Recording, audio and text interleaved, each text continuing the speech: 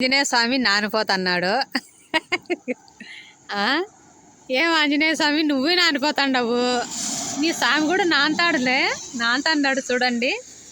ఈ గొట్టలు, ఈ కొండలు మధ్యలో, ఇంకా ఇక్కడ ఈ వాన చూడండి, ఈ పొగమంచు ఎలా కొండకంతా బాగా అతుక్కున్నది చూడండి. మన ఆంజనేయ స్వామి కూడా నానిపోయినాడు, మా స్వామి కూడా నానిపోయినాడు.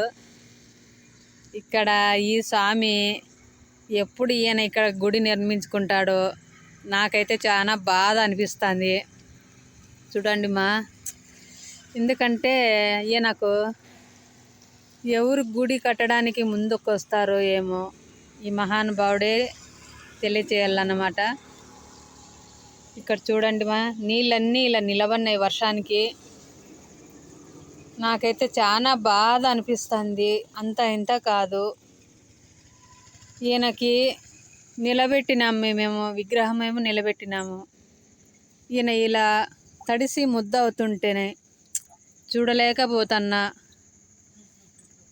ఏం చేయాలో అర్థం కాలేదమ్మా.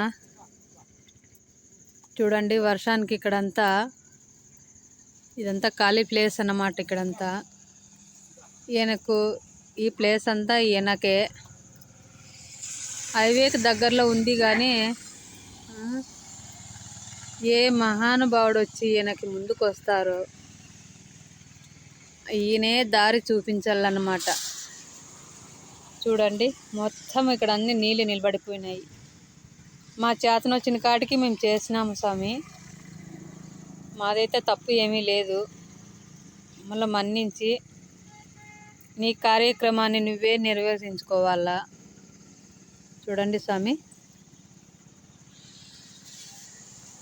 చూసినారమ్మా, ఈయన పడే బాధ అంతా ఇంత కాదు, చాలా బాధపడుతున్నాడు ఈయన.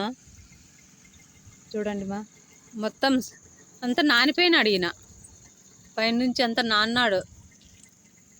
పైన నీళ్ళన్నీ కూర్చున్నాయి వర్షానికి. జై శ్రీరామ్, జై హనుమాన్, జై శ్రీరామ్. స్వామి, నేను ఈ గుడి కట్టడానికి నీ ఆజ్ఞ కావాలి నాకు. నీవు నాకు శక్తిని, బలాన్ని ఇస్తావని నమ్ముతున్నాను స్వామి. నీవు నాకు ఆ శక్తిని ఇవ్వాలి. నేను నీ గుడి నిర్మించాలని నేను పదే పదే మొక్కుతూ సెలవు తీసుకుంటున్నాను స్వామి. జై శ్రీరామ్.